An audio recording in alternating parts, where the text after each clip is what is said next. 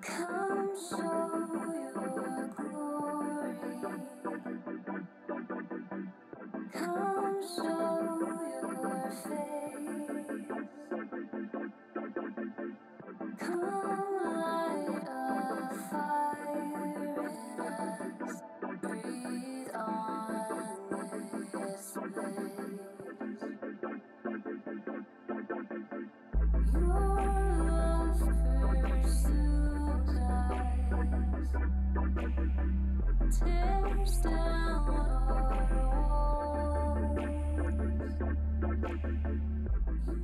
Hey, welcome to the house. We are so glad that you're here with us today. My name is Wes. My wife Vanessa and I, we're the lead pastors here, and we just want to say welcome home. We're so glad you're here. Thank you for wherever you're watching from. Big shout out to those of you who have liked, you've subscribed, you've shared, you've commented, you've printed it out. Whatever your way of kind of getting the message out. Thank you so much for partnering with us, for helping get the message of Jesus out. If you're new and you have any questions today about who we are, what we believe, where you can join an in-person service, how you can join community, how you can give, how you can just participate in any way, all of that is at thehousela.org, and we'd love to see you at a live in-person service. Today, we're continuing a series that we started last week, which I'm so excited for. It is summer. It is summer, summertime. I'm so excited for summer. I love summer. Summer is great. And I hope that you are having a great summer all summer long. It's so stupid. Who sings in the middle of an introduction, okay? All summer long, we are going through the book of Philippians. All of July and August, we're going through the book of Philippians, and we're going to just teach verse by verse, line by line, through the entirety of the book. I'm teaching all of our online. However, a bunch of our team, they're all going to be teaching in-person services, plus in-person. We have a little bit more time to expand and expound on each of the verses. So you are obviously welcome to come join us for a live in-person service as we discuss the book of Philippians. Today, we're continuing on that series, and we're talking about joy no matter what. Joy no matter what. Philippians chapter 1 started at verse 12. Last week, we ended at verse 11. Today, we're taking off right where we left off. Chapter number 1, verse number 12 says this: Paul writing to the church in Philippi. By the way, guys, hey, before I jump into the text, if you want a lot of the background about the city of Philippi and about the church in Philippi, go watch the first 10 minutes of last week's message, and you'll get a lot of the background of what's going on in the city of Philippi, in the territory of Macedonia. Verse number 12. I want you to know, my dear brothers and sisters, that everything that has happened to me here has helped to spread the good news. For everyone here, including the whole palace guard, knows that I am in chains because of Christ. And because of my imprisonment, most of the believers here have gained confidence and boldly speak God's message without fear. It's true that some are preaching out of jealousy, out of rivalry, but others, they preach about Christ with pure motives. They preach because they love me, for they know that I've been appointed to defend the good news.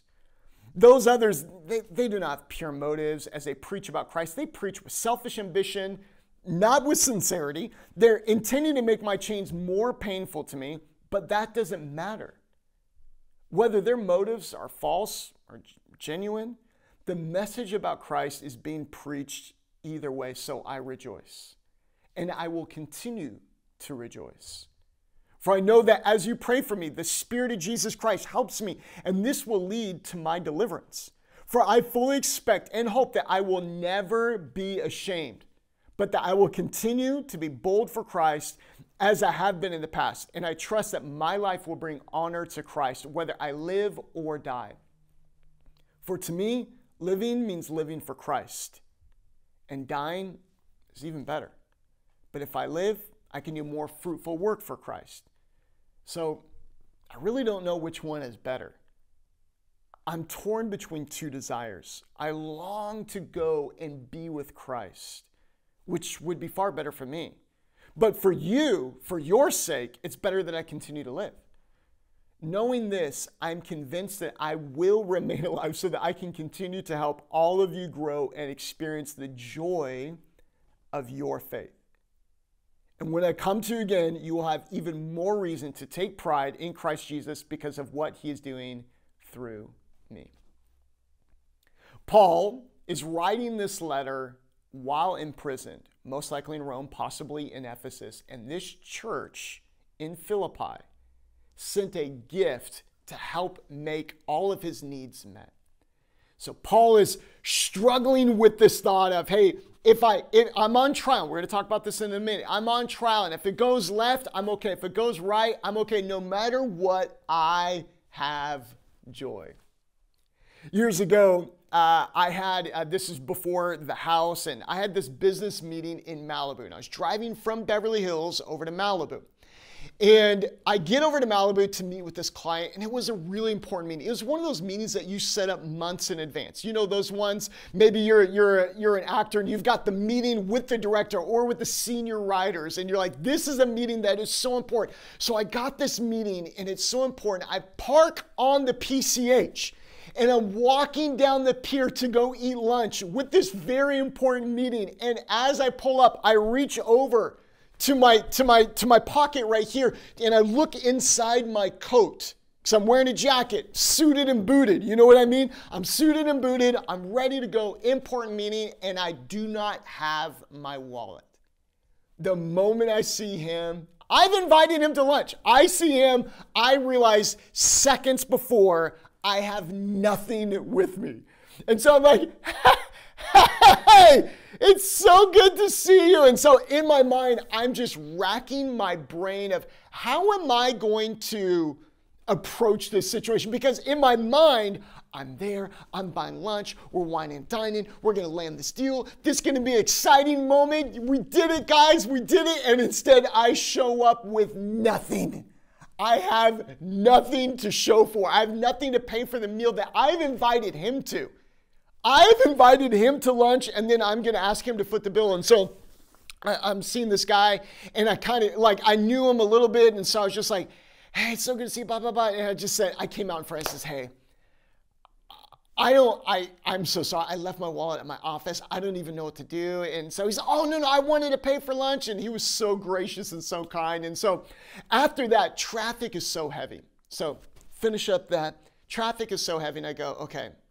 I either drive all the way back to my office and then all the way back home, which in the heat of traffic, that is about a 3 or 4 hour distance. Okay, and we're not talking about long distances. If you're local, you get it. If you're not in this city, you're like, wait, that happens? Yes, that happens, the PCH, and then taking it all the way over to Beverly Hills where the office is at, and then going up the 405 during traffic. Are you insane? And so I said, I'm gonna just cut through the canyons and I'm just gonna go straight home. So I called my wife. I said, hey, it's like 4:30, just got out of this meeting. I'm actually gonna come straight home. And I said, but there's a problem. I'm almost out of gas. I have no wallet. I've just had someone else pay for my meal. And now I'm gonna drive up and down through a canyon that is 2 lanes, 1 lane this way, 1 lane that way, a cliff right here, a mountain right here, and nothing in between them. And so I'm driving, and oh, by the way, it's the summer. So it's the summer, and I go, I can't run my air conditioning because I'm afraid it's going to use too much gas. Even in the Prius, it's going to use too much gas, and I'm going to run out of gas. And then I'm also too afraid that if I roll the windows down, that the car is going to act like a parachute, and it's going to, just the pure aerodynamicy of the car is just shot. And so I'm going with the windows up. No AC in the summer. You guys, I am drenched, sweating. I finally get off at Las Virgenes, and there's a gas station there. And I pull over and I go, I realize I'm not going to make it home. And I go, I'm going to have to make something happen. I'm looking through the car. There's no coins. There's nothing. There's no pennies. There's nothing. And actually, I think I may have found like a quarter. And so I go inside and I'm like, hey, You're not going to believe this, man, but I'm almost out of gas. And I didn't look as respectable as when I left the office because now my shirt is just sweating. I look a mess. My hair is all messy. My face I look tired. Someone else just bought my lunch and the guy's looking at me like, sure, I've heard this story before. And so this guy next to me, you guys, I know that this is a little bit embarrassing, but I asked the guy, this other guy at the gas station, I said, hey, look, I don't have my wallet. I've never done this before. And the guy's like, sure. Yeah, you've never done this before. Every gas station in LA has this guy. And so he's like, sure. And so he goes, here's $1. So the guy gave me $1 because he thought I don't know what he thought I was going to use the money for. And then he came back and he gave me another. And so I was like, I barely made it home that day. Windows up, full sweat. I'm asking strangers to pay for my gas. This situation that I found myself in was nothing like the situation in my mind that I had planned. I had planned this situation where I go to lunch, land the client, buy the meal, great time, roll home, windows down, AC blaring, music full blast. Like, yeah, we did it. High-fiving myself. Yeah, Wes, you crushed a deal. And I am now at a gas station, sweating through my suit, asking strangers for $1 for gas. I don't know if you've ever had what your romanticized idea or what your plan was, and then the reality, and that they get further and further apart. I want to encourage you today, no matter how far the plan and the reality is, you can still have joy. Paul encourages this church in Philippi. He says, hey, even if things don't work out the way that we have planned, no matter what, we win. No matter what, we can have joy.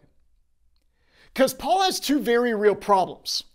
Paul is a traveling apostle. That is what Jesus called him to do, and he is unable to travel. Secondly, Paul is out there and he goes, I'm locked in here, and others are out there preaching a false gospel. They're preaching Jesus. They don't even mean it. And he uses like this word, like hypocrites, which is like an actor on a stage. He's stuck between a rock and a hard place. He has two of these major difficulties happening in his world. I don't know if you've ever felt like that, where you didn't just have one problem, you had 2 or 3 or 10, and they're all compounding around you. Paul has two very real problems. He's not able to travel and preach, and he's not able to correct those who are preaching heresy, or he's not able to correct those who are out there preaching for the wrong reasons. I don't know if you've ever kind of heard that phrase, someone says something and they're kind of giving some fact. This happens all the time at the barbershop I go to. For some reason at this barbershop, we always talk about boxing and basketball. Boxing, I've never even watched boxing until I went to this barbershop. And so I'm like, hey, Justin, what's up, man? Did you see the fight? We're talking about this fight and blah, blah, blah. And then someone's like, well, actually, I don't know if you know, but when he weighed in, or actually, and someone throws out that actually. Paul could have thrown out some actualities at these other apostles, at these other preachers, at these other people who called themselves apostles. He could have said that, and he's like, actually, they're not true apostles. They're not preaching the real gospel. And now Paul not only can he not travel, but he can't actually correct some of this other teaching. And some of these people, and we don't know exactly how, but they were teaching in a way to try to harm Paul. And these two things had a very compounding effect on Paul, and it was very discouraging. He knew it was going to be okay, but in the meantime, there was some discouragement there. Discouragement is real. And by the way, let me just have can I just have a pastoral side note here? You can be discouraged by an outcome of a situation and not have it affect your faith. You can be discouraged. You can have that temporary emotion. Key is there on temporary. You can have that temporary emotion of, I don't like the way that this worked out. I don't like the way that this feels. I have this vision in my mind and this happened. I wanted the deal to close. I wanted to buy lunch, and instead I'm sweaty and they had to pay for the deal. I wanted my job to look like this, but it actually looked like that. I wanted the relationship to last, but she left me. I wanted this car to do this, but it broke down. And there's a discouragement in between those things. It is completely normal to experience that. Feelings come and feelings go. But feelings, watch me now, feelings are not your faith. Feelings are not your faith. In the same way, you can have a scary dream and wake up, oh, okay, all right, everything is good. Your heart's still racing because the emotions are still going through you. But in the morning, the next day, you're not, oh man, I had this scary. It was there for a moment. Discouragement can be there for a moment. And Paul says, whether I live or whether I die, it's okay. And you can hear this confliction in his heart. And it's not talking about him suicidal and wishing death on himself. He's literally on trial. There's no appeals. And if he's found guilty, he dies.